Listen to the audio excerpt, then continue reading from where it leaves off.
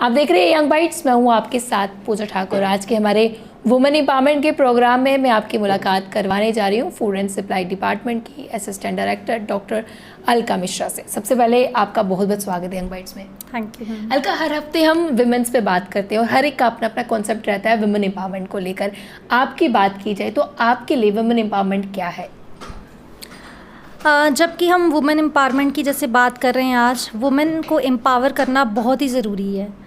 मैं आपके साथ एक इंसिडेंट शेयर करना चाहूँगी। जैसे जब मेरा बर्थ हुआ तो उस टाइम पे मतलब फैमिली में ऐसा था कि लड़की हो गई है, मतलब ये टैबूज़ हैं जो सोसाइटी ने ही बनाए हैं, और सोसाइटीज़ के बनाए हुए टैबूज़ ही जो हैं आज सोसाइटी को कहीं ना कहीं अभी भी ख़राब कर रहे हैं। तो मेरे फादर का कहना ये था कि लड़की हो गई है तो क्या है, कौन सी बड़ी बात है इसमें, लड़कीज़ तो ज़्यादा अच्छी होती हैं, केयरिंग होती हैं और पेरेंट्स को हमेशा ज़्यादा सपोर्ट करती हैं, इमोशनली हर तरीके से सपोर्ट करती हैं जी।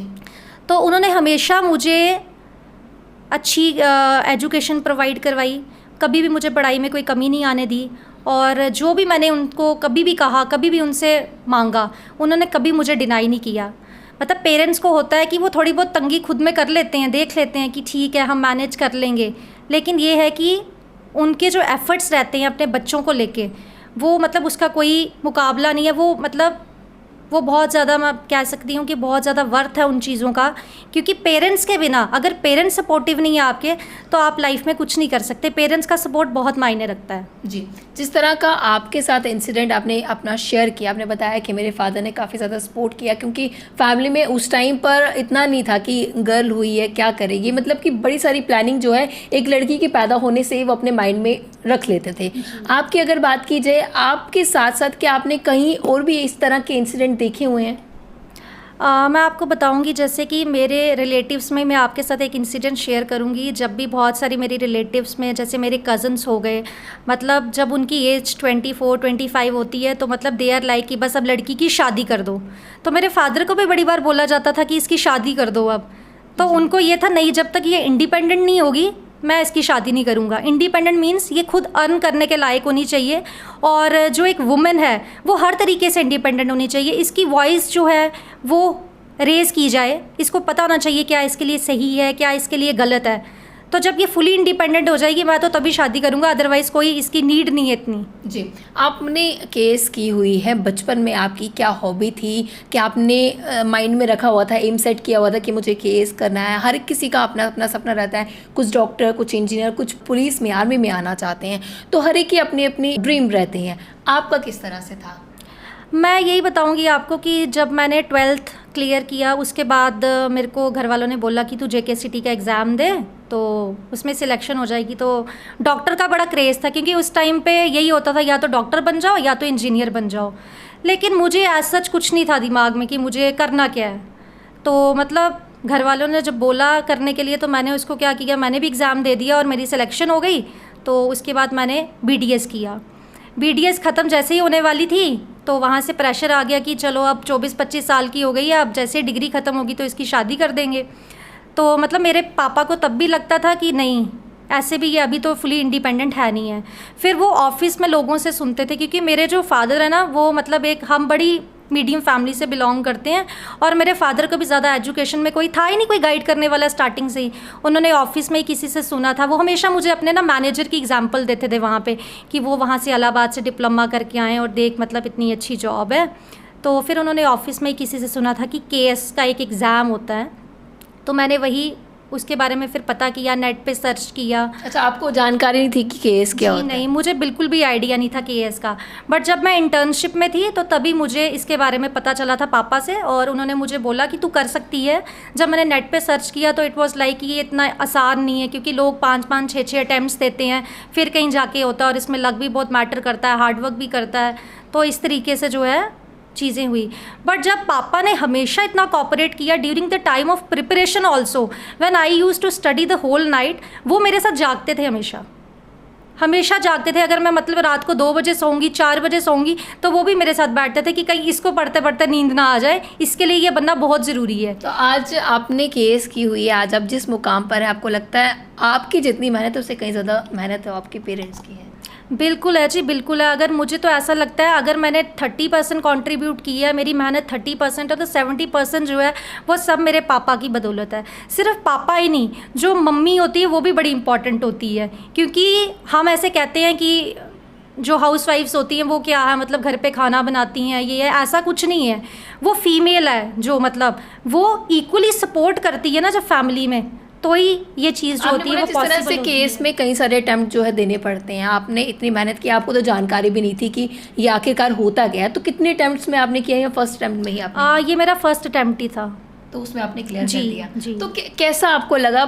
पेरेंट्स ने कितना ज़्यादा प्राउड फील किया कि जो मैंने अपनी बेटी को बोला मुझे ये मतलब कि इस तरह की इसकी प्रिपरेशन कर, और फर्स्ट अटेम्प्ट में ही आपने कर दिया? जब मेरा रिज़ल्ट आया तो मतलब इट वाज लाइक उस टाइम पे पुलवामा अटैक हुआ था और रिज़ल्ट पता नहीं चल रहा था। कश्मीर में रिज़ल्ट कहते हैं कि डिस्प्ले कर दिया था उन्होंने बोर्ड पे, तो कोई 4 बजे के करीब हमारा रिज़ल्ट जो है वो निकल चुका था।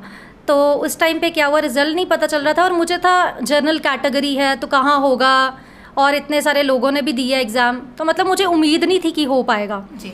तो क्या एम क्या था आपका? आपने केस तो की, आपको जानकारी थी उसकी, आपने उसके बाद जब उसकी स्टडी की पूरी डेडिकेशन के साथ की, ऐसे ही क्योंकि हर किसी का बचपन में एम रहता है कि उसने करना क्या है, चाहे प्रोफेशनली हो या अनप्रोफेशनली हो।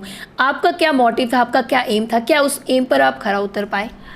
शुरू से ही जब मैं स्कूल टाइम में भी पढ़ती थी ना, पता नहीं था कि केएस क्या होता है, आईएएस क्या होता है, इन चीज़ों का नॉलेज नहीं था, लेकिन एक मन करता था। कहीं पे गलत देखती थी ना, वो बर्दाश्त नहीं होता था मुझे, कि मतलब जैसे हम देखते हैं कि बहुत सारी फीमेल्स होती हैं, उनकी शादी हुई होती है तो बट उनको जो इन लॉज मिलते हैं वो अच्छे नहीं होते हैं, बट फिर भी उनको फोर्सफुली वहाँ पे रहना पड़ता है। तो मतलब वो चीज़ें मेरी बर्दाश्त से बाहर होती थी हमेशा। तो मतलब मैं सोचती थी नहीं, अगर यही जो लेडी है, अगर इसने अच्छे से एजुकेशन ली होती, ये अच्छे पढ़ी होती, ये इंडिपेंडेंट होती, तो शायद उसको वो चीज़ें फेस नहीं करनी पड़ती। जी। तो मुझे लगता है कि अब जैसे मुझे मतलब आज मैं यहाँ पे हूँ, तो मुझे लगता है कि मैं सोसाइटी में काफ़ी ज़्यादा कंट्रीब्यूट कर सकती हूँ। मैं वुमेन से यही अपील करूँगी कि उनको अपने डिसीजंस जो है वो इंडिपेंडेंटली लेने चाहिए। कोई आपको कभी भी दबा के नहीं रख सकता है, आप अपने डिसीजंस खुद से लें।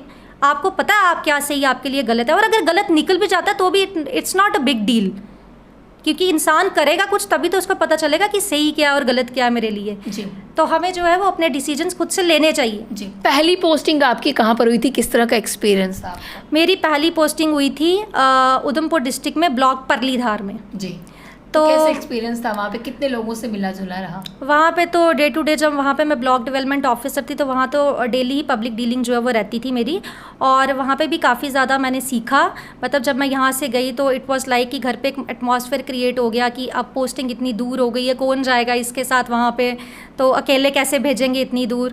तो उस टाइम पे भी मतलब मेरे मम्मा स्टार्टिंग में मेरे साथ वहाँ रहे, और बाद में इट वाज नॉर्मल कि मतलब जैसे घर पे एक एटमॉस्फेयर था वैसे ही वहाँ डेवलप हो गया, और वहाँ मुझे लोगों का काफ़ी ज़्यादा सपोर्ट मिला।